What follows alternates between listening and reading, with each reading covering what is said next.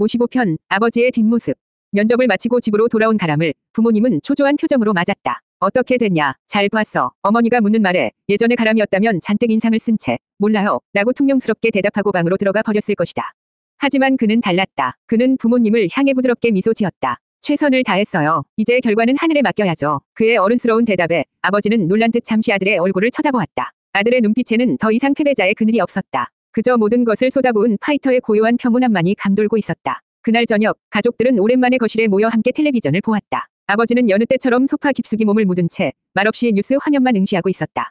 가람은 그런 아버지의 뒷모습을 가만히 바라보았다. 예전에는 아버지의 그 넓은 등이 권위와 침묵의 벽처럼 느껴졌다. 그는 아버지를 어렵고 무섭고 때로는 이해할 수 없는 사람이라고 생각했다.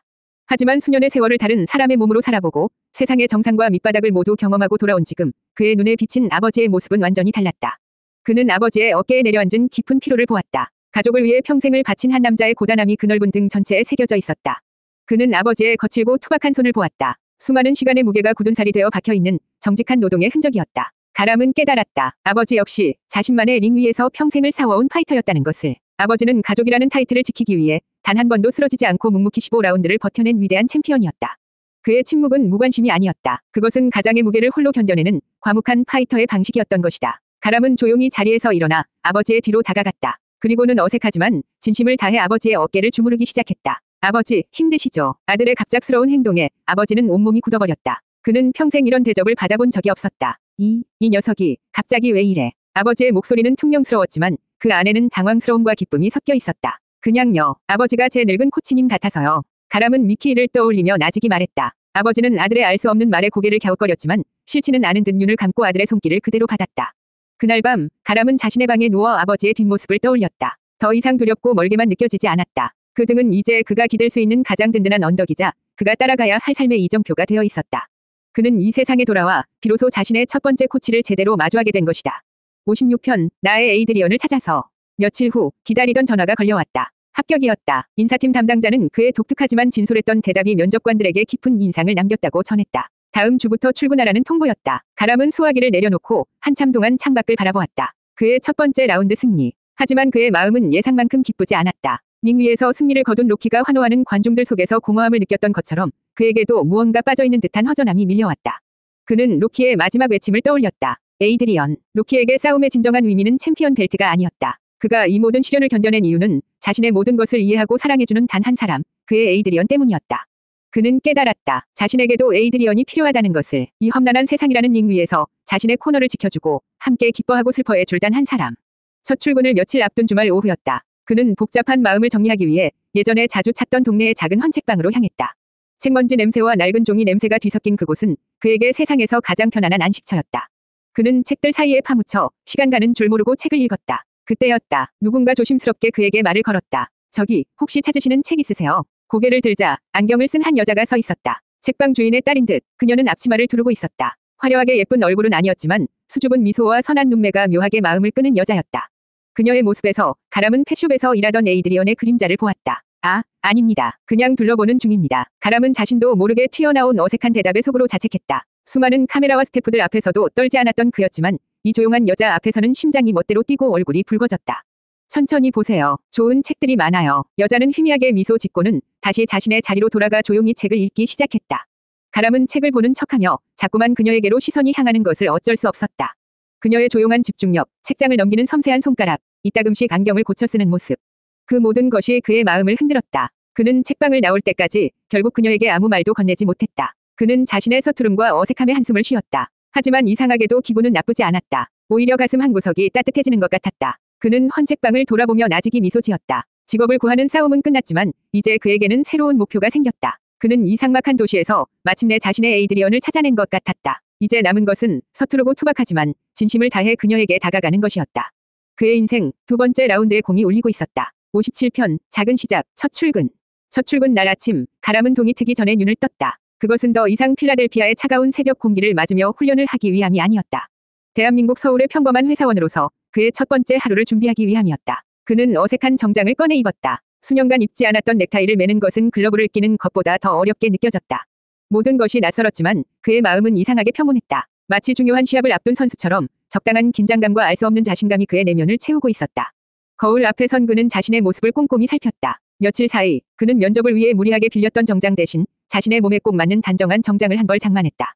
그의 첫 월급을 미리 당겨 쓴 아버지의 선물이었다. 너무 긴장하지 마라. 넌 잘 해낼 거다. 현관을 나서는 그의 등 뒤로 아버지가 툭 한마디를 던졌다. 그 무뚝뚝한 격려 한마디에 가람은 세상 그 무엇과도 바꿀 수 없는 커다란 힘을 얻었다.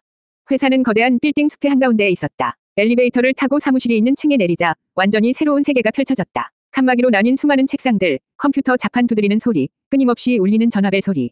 모든 것이 분주하고 차갑게 느껴졌다. 이곳이 그가 앞으로 사원나가야 할 새로운 링이었다. 김가람 씨, 환영합니다. 제 이름은 김 대리입니다. 앞으로 가람 씨 업무를 도와줄 사람입니다. 인사팀의 안내를 받은 그를 한 남자 직원이 맞았다. 그는 가람을 부서원들에게 소개하고 그의 자리를 안내해 주었다. 동료들은 그를 향해 짧은 목례와 함께 위례적인 인사를 건넸다. 그들의 눈에는 환영의 빛보다는 낯선 침입자를 향한 미묘한 경계심과 무관심이 서려 있었다.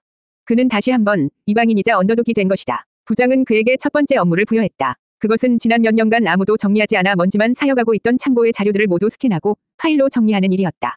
누가 봐도 신입에게 떠넘기는 귀찮고 따분한 잡무였다. 김가람 씨는 경력이 없으니 우선 이 일부터 하면서 회사 분위기 파악 좀 해요. 부장의 말에는 가시가 돋쳐 있었다. 예전의 가람이었다면 이 부당한 처사에 분노하거나 좌절했을 것이다. 하지만 그는 달랐다. 네, 알겠습니다. 최선을 다하겠습니다. 그는 아무런 불평 없이 묵묵히 창고로 향했다. 창고 안은 먼지와 낡은 종이 냄새로 가득했다. 그의 눈앞에는 수십 개의 상자에 담긴 산더미 같은 서류들이 쌓여 있었다. 보통 사람이라면 한숨부터 내쉬었을 광경. 하지만 가람은 그 서류 더미를 보며 희미하게 미소 지었다. 그는 미술관 계단을 떠올렸다. 끝이 보이지 않던 그 수많은 계단. 그는 그 계단을 한 걸음, 한 걸음 자신의 힘으로 정복해냈다. 그의 눈앞에 있는 이 서류 더미는 그가 넘었던 계단에 비하면 아주 작은 언덕에 불과했다. 그는 소매를 걷어붙이고 일을 시작했다. 그는 마치 훈련 계획을 짜는 복서처럼 체계적으로 일에 접근했다. 서류를 종류별로 분류하고 연도별로 정리했으며 가장 효율적인 스캔 순서를 계획했다. 그의 일하는 모습은 기계처럼 정확하고 지치지 않는 파이터처럼 끈질겼다. 다른 직원들이 모두 퇴근한 늦은 밤까지 창고에 불은 꺼지지 않았다. 그는 누구도 알아주지 않는 그 작은 공간에서 자신의 첫 번째 라운드를 성실하게 치러내고 있었다. 며칠 후 부장은 무심코 창고의 진행 상황을 확인하러 갔다가 자신의 눈을 의심했다. 지저분하고 혼란스럽던 창고는 완벽하게 정리되어 있었고 산더미 같던 서류들은 깔끔하게 분류되어 주인을 기다리고 있었다. 그리고 가람은 여전히 그 자리에서 묵묵히 스캐너를 돌리고 있었다. 그의 압도적인 성실함 앞에서 부장은 아무 말도 할 수 없었다. 그는 그날 이후 가람에게 더 이상 잡무를 시키지 않았다. 가람은 그렇게 자신의 가장 큰 무기인 꺾이지 않는 마음으로 새로운 링에서의 첫 번째 라운드를 완벽한 승리로 장식했다. 58편 꺾이지 않는 마음. 회사 생활은 하루하루가 새로운 라운드의 연속이었다. 가람은 자신에게 주어진 모든 업무를 훈련처럼 받아들였다. 복잡한 보고서를 작성할 때는 끈질기게 파고들어 핵심을 찾아냈고 까다로운 클라이언트를 상대할 때는 무작정 부딪히기보다 상대의 필요를 먼저 파악하고 접근했다. 그는 회사에서 가장 재능 있는 직원은 아니었지만 가장 믿을 수 있는 직원이 되어가고 있었다.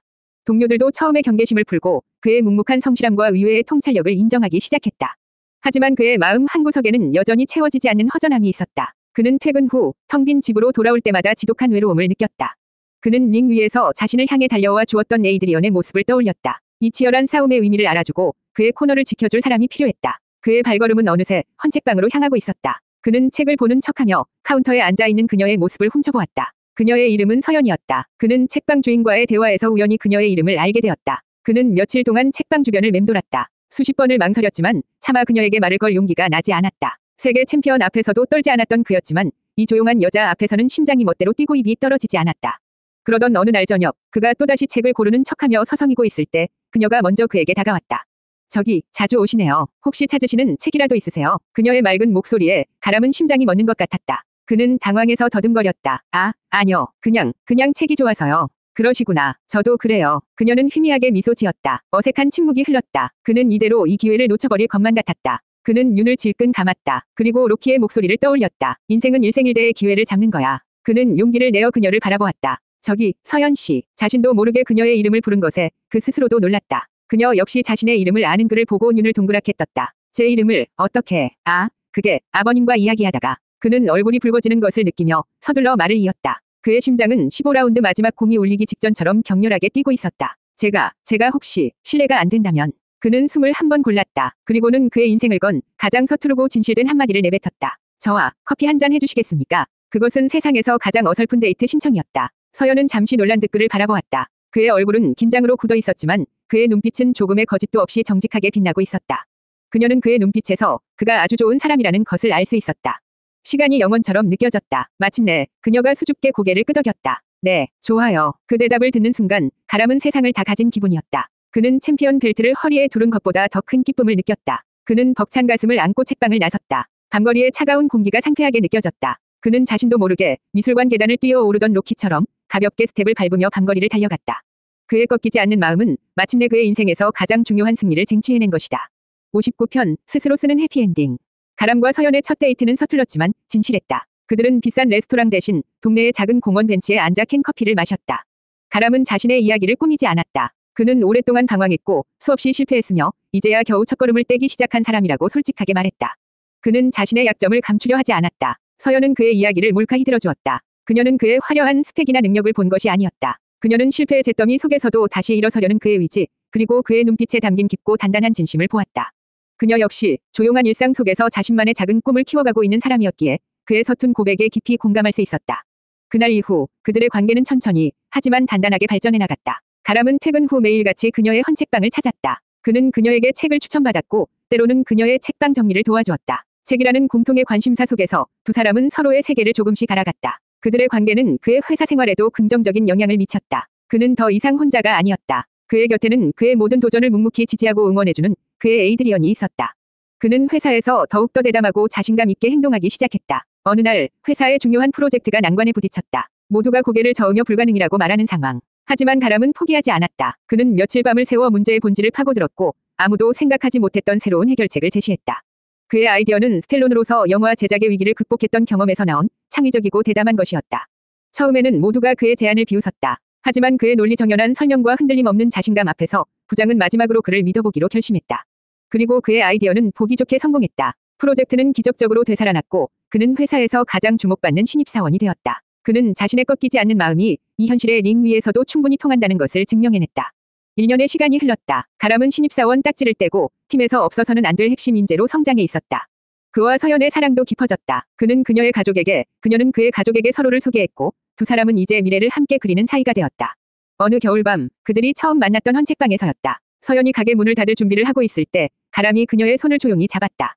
그는 화려한 반지도 근사한 프로포즈 멘트도 준비하지 않았다. 그는 그저 자신의 진심을 담아 그녀의 눈을 바라보며 말했다. 서연 씨, 저는 제 인생에서 수많은 싸움을 해왔다고 생각했어요. 세상과 싸우고 제 자신과 싸우면서요. 하지만 당신을 만나고 나서 깨달았어요. 제가 했던 모든 싸움은 결국 당신이라는 사람을 만나기 위한 과정이었다는 거요. 그는 그녀의 손을 더욱 굳게 잡았다. 저는 당신의 코너를 지키는 미키가 되고 싶고 당신이 기댈 수 있는 폴리가 되고 싶습니다. 그리고 세상 끝까지 당신과 함께 걷는 로키가 되고 싶습니다. 저의 가족이 되어주시겠습니까? 그의 고백에 서연의 눈에 눈물이 고였다. 그녀는 말없이 고개를 끄덕였다. 그 순간 헌책방의 낡은 조명은 세상 그 어떤 스포트라이트보다 더 밝게 두 사람을 비추고 있었다. 그는 마침내 자신의 힘으로 자신의 해피엔딩을 직접 써내려간 것이다. 60편, 내 인생의 엔딩 크레딧. 가람과 서연의 결혼식은 작고 소박했다. 가까운 가족과 친구들만이 모여 두 사람의 새로운 시작을 진심으로 축복해 주었다. 턱시도를 입은 가람의 옆에는 수줍게 미소 짓는 세상에서 가장 아름다운 신부가 서 있었다. 몇 년의 시간이 더 흘렀다. 가람은 회사에서 능력을 인정받아 팀장이 되었다. 그는 더 이상 회사의 부품이 아니라 팀원들을 이끌고 새로운 프로젝트를 성공시키는 리더가 되어 있었다. 그의 곁에는 언제나 든든한 아내 서연과 이제는 아빠를 부르며 그의 다리에 매달리는 작은 아이가 함께했다. 어느 주말 오후 그는 자신의 아이를 데리고 아버지의 집을 찾았다. 아버지는 은퇴 후 소파에 앉아 조용히 텔레비전을 보는 것이 유일한 낙이 되어 있었다. 가람은 아버지의 옆에 나란히 앉았다. 텔레비전에서는 오래된 영화가 방영되고 있었다. 두 남자는 말없이 영화를 보았다. 예전처럼 어색한 침묵이 아니었다. 서로를 이해하고 존중하는 두 파이터의 편안한 휴식이었다. 영화가 끝나고 엔딩 크레딧이 올라가기 시작했다. 가람은 천천히 자신의 인생을 되돌아보았다. 절망의 가장 깊은 바닥에 처박혀 있던 청년 김가람. 다른 사람의 삶을 통해 세상의 정상과 나락을 모두 경험했던 배우 실베스터 스텔론. 그리고 마침내 자신의 두 발로 일어서 사랑하는 가족을 얻은 남자 김가람. 그는 조용히 눈을 감았다. 머릿속으로 자신만의 엔딩 크레딧이 올라가고 있었다. 주연 김가람, 조연, 그의 곁을 지켜준 모든 사람들. 아버지, 어머니, 서연, 그리고 기억 속의 버커스, 리오, 마티, 칼, 탈리아. 감독, 그 누구도 아닌 자기 자신. 그는 깨달았다. 인생이란 결국 스스로가 주인공이자 감독이 되어 만들어가는 한 편의 영화라는 것을. 때로는 예기치 못한 시련에 쓰러지고 때로는 모든 것을 포기하고 싶을 때도 있을 것이다. 하지만 가장 중요한 것은 결코 끝나지 않을 것 같은 14라운드가 끝나고 심판이 아홉을 세더라도 마지막 순간에 다시 일어서는 것이다. 그리고 마지막 공이 울릴 때까지 자신의 두 발로 당당히 서 있는 것이다.